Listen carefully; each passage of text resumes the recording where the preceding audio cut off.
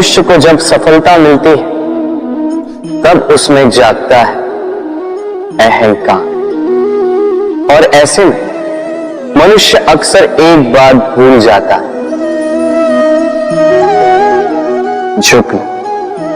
सोचता है कि मैं किसी के समक्ष क्यों झुकूं?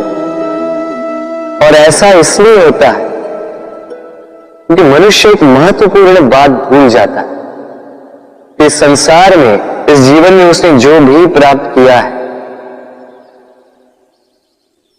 झुककर प्राप्त किया। बालपन में चलना सीखा तो इस धरा पर झुककर, गिरकर। बड़ों का आशीष लिया तो झुककर।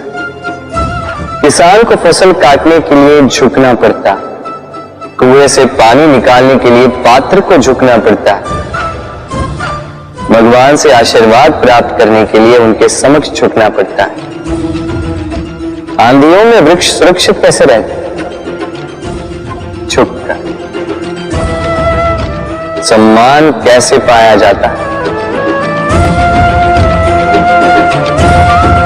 झुककर। किसी के समक्ष झुकने का अर्थ स्वयं का आत्मसम्मान खो देना नहीं, उसका अर्थ होता है विनम्र। हम मनुष्य हैं और इस आकाश की ऊंचाइयों तक पहुंचने के लिए हमें किसी पक्षी की भांति पंखों की आवश्यकता नहीं। बस जितना झुकेंगे उतना ही ऊपर उठेंगे। राधे राधे। आप इस संसार में ऐसे कई लोगों को जानते होंगे जिन्हें आप स्वार्थी मानते हैं, जो आवश्यकता पड़ने पर ही आपको स्मरण करते हैं, अन्यथा वर्षों तक कहीं दिखाई भी नहीं देते, किंतु जैसे ही उनकी आपके सहायता की आवश्यकता पड़ती है हाथ जोड़कर आपके सामने सज्ज रहते। बड़ा क्रोध आता है ना इनको, मन खिन्न हो जाता है, मन से यह स्वर निकलता है कि इस व्यक्ति की सहायता न करें, किंतु आप ऐसा कभी मत कीजिए। आप सोचेंगे क्यों कह रहा हूं मैं ऐसा? स्मरण रखिएगा, दीपक का स्मरण व्यक्ति केवल तभी करता है जब अंधकार गहरा हो जाता है। उसे स्वार्थी मानकर स्वयं व्याकुल ना हो, स्वयं को दीपक मानकर आनंदित हो। भाग्यवान समझिए खुद को कि किसी को आवश्यकता पड़ने पर आपकी याद आए कि आप इस संसार में किसी की सहायता करने योग्य हैं। इस जीवन में किसी के स्वार्थी होने से स्वयं का दृष्टिकोण न बदले। बस ये दृष्टि रखिए,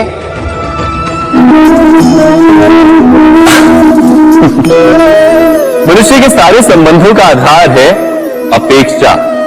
पति कैसा हो जो मेरा जीवन सुख और सुविधा से भर दे? पत्नी कैसी हो जो सदैव मेरे प्रति समर्पित रहे? संतान कैसी हो जो मेरी सेवा करे, मेरा आदेश माने? प्रामाणिक इच्छा हो तब भी कोई मनुष्य किसी की अपेक्षाओं को पूर्ण नहीं कर पाता, और वहां से जन्म लेता है संघर्ष। सारे संबंध संघर्ष में परिवर्तित हो जाते, पर मनुष्य अपेक्षा को संबंध का आधार ना बनाए और स्वीकार करे केवल संबंध का आधार, तो क्या ये जीवन स्वयं सुख और शांति से नहीं भर जाएगा? स्वयं विचार कीजिएगा। संबंधों ने आपको संपूर्ण संतोष दिया है? विचार कीजिए। हमारा जीवन संबंधों पर आधारित है, हमारी सुरक्षा संबंधों पर आधारित है। इसी कारण हमारे जीवन के सारे सुखों का आधार भी किसी घटना में अन्याय का अनुभव होता है तो वो घटना उसके अंतर को झकझोर देती, समस्त जगत उसे अपना शत्रु प्रतीत होता है। इसमें कुछ गंदगी है, किंतु यदि आप इसे कुछ समय के लिए ऐसे ही छोड़ दोगे तो आप देखोगे ये मैल अपने आप इसके तले जाकर बैठ जाएगा। यदि इस पात्र को हिलाओगे तो कुछ नहीं होगा, शांत छोड़ दोगे तो ये मैल अपने आप नीचे चला जाएगा। उसी प्रकार जब हमारे जीवन में कोई समस्या हो, हमारे जीवन में अशांति हो, तो कोई हलचल करने से या संतोष खो देने से हमें उसका हल नहीं मिलेगा। शांत रहकर विचार करोगे तो उसका हल मिलेगा।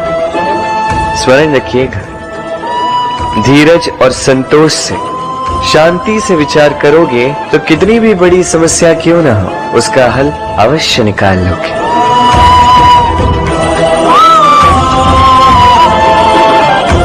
क्योंकि अशांति का सुझाव शांति ही है। राधे राधे। समय, कहते हैं समय से पूर्व कुछ नहीं होता। हर बात का एक समय होता है। समय से पूर्व न सूर्योदय होता है, न सूर्यास्त होता है। समय से पूर्व पौधों में न पुष्प खिलते हैं न फल। किंतु एक बात सोचिए, यदि वर्षा आने से पूर्व किसान भूमि ना जोते, वो बीज ही ना पिरोए, तो क्या फसल उगेगी? यदि योद्धा युद्ध से पूर्व अपने शस्त्र ही ना परखे, तो वो युद्ध कैसे लड़ेगा? इसका अर्थ ये है, समय आपका जब आना है तब अवश्य आएगा, किंतु तब तक ये महत्वपूर्ण है कि आप स्वयं को उसके लिए सज्ज रखें, क्योंकि ये अवसर, ये शब्द बोलने में जितना छोटा है, ये आता भी उतने छोटे समय के लिए है और फिर निकल जाता है। अब यदि अवसर आपके हाथ आ जाए और यदि आप उसके लिए सज्ज ही ना हो, तो आपको सफलता कैसे मिलेगी? तो आप उचित समय की प्रतीक्षा कीजिए, उस अवसर की प्रतीक्षा कीजिए, किंतु तब तक निरंतर प्रयासों से स्वयं को और सक्षम बनाते रहिए, क्योंकि सफलता आपकी प्रतीक्षा कर रही है। बस उसके लिए सज्ज रहिए। राधे राधे। वाणी मनुष्य को मिली सबसे अद्भुत भेंट। ये वाणी है जो मनुष्य को संसार में सारे अन्य जीवों से भिन्न बनाती है, संसार में सबसे ऊपर ले जाती है। इसी वाणी के कारण हम एक दूसरे से संवाद साध सकते हैं। मैं अपनी मन की भावनाएं किसी से व्यक्त कर सकता हूं, कोई और उसके मन की भावनाएं मुझसे व्यक्त कर सकता है। ये वाणी ही हमारी सबसे बड़ी ढाल भी है।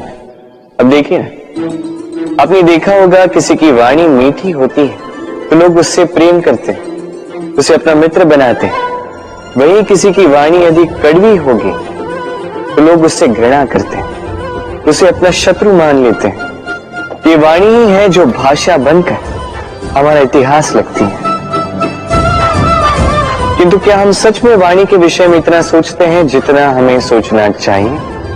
सोचिए, मनुष्य को बोलना सीखने में कितना समय लगता है? कुछ बालक 1.5 वर्ष की आयु में सीख जाते हैं, कुछ 2 वर्ष, कुछ 3। अब मनुष्य 1.5 वर्ष की आयु में बोलना सीख तो जाता है, पर क्या बोलना है ये जीवन भर सीख नहीं पाता। इस पे ध्यान केंद्रित कीजिए, समझने का प्रयास कीजिए कि बोलना क्या है। अपनी वाणी शुभ रखिए, अपनी वाणी मीठी रखिए, और इसी मिठास के साथ मेरे साथ आकर कहिए, राधे राधे। हम में से कई लोग अक्सर स्वयं को अकर्मण्य मान लेते हैं, सोचते हैं अब तक इतने प्रयास किए, कुछ नहीं मिला, कदाचित आगे भी कुछ नहीं मिलेगा, और इसीलिए अपने जीवन का सारा बोझ किसी और के कंधे पर डाल देते हैं, स्वयं पर विश्वास ही खो देते हैं। क्यों नहीं समझ पाते ये बात कि जब तक पांव में कांटा नहीं चुभेगा व्यक्ति को ज्ञात कैसे होगा कि आगे नीचे देखकर चलना होगा। सूर्य को स्वयं जलना पड़ता है ताकि दूसरों को प्रकाश दे सके। रात्रि के अंधकार से लड़ने के लिए चंद्रमा को आकाश में अकेले चलना पड़ता है। नदी अपनी यात्रा कैसे बनाती है, अपना मार्ग कैसे बनाती है? इन चट्टानों से लड़कर बनाती है। यदि आप स्वयं आपकी सहायता करने में सक्षम नहीं रहे तो निश्चित रूप से आपका यह जीवन व्यर्थ ही है। स्मरण रखिएगा, इस संसार में अपने जीवन का भार अपने ही कंधों पर उठाना पड़ता है। दूसरों के कंधों पर केवल शव यात्रा चलती है। और इस संसार में जीवित वही है जो आत्मनिर्भर है।